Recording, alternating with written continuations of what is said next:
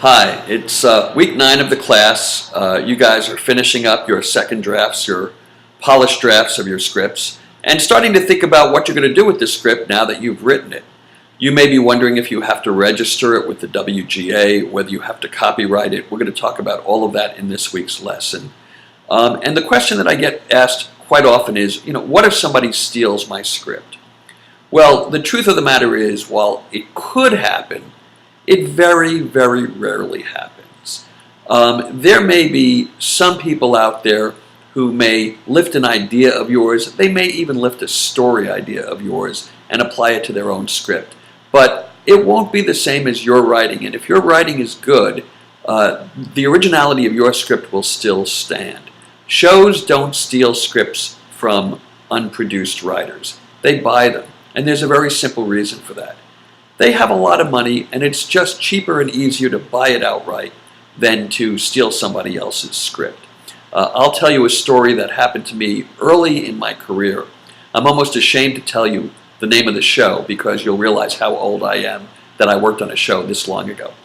But in the early 1980s, I pitched some stories to the producers of The Jeffersons. And they generally liked a couple of ideas. One that they really liked was a Christmas episode. But they already had their Christmas episode story for that season. So they thanked me for my ideas, said, come back again when you've got some more, and we parted ways. Well, I was working on other shows. I didn't think much about it. About 8 months later, during the summer, I got a call from those same two producers from The Jeffersons.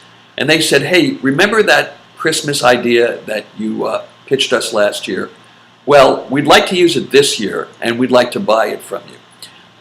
They could have just lifted it. They could have just said that was then and this is now and who's going to know.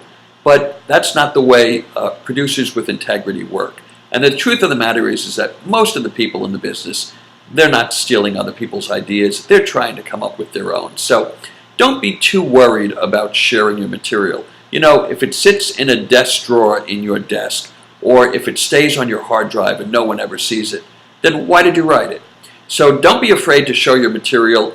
Yes, you can register it if you feel the need to, or you can send it to yourself in a pre-addressed envelope addressed to you, get it registered at the post office, make that stamp cover the place where the fold-over closes on the envelope, and then you have proof in your own files that you wrote that script on this date and at that time. You don't open it, you file it away. And if there's ever a question of the ownership of the content of one of your scripts, this script, then you would bring that unopened envelope to court, and that would prove that at that date and that time, you had indeed written that material.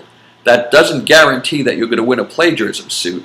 The other aspect is you have to prove that the people that you think stole your material had access to your material. But I'm not going to get into the legalities of it now. What I'm going to say is really don't worry about it.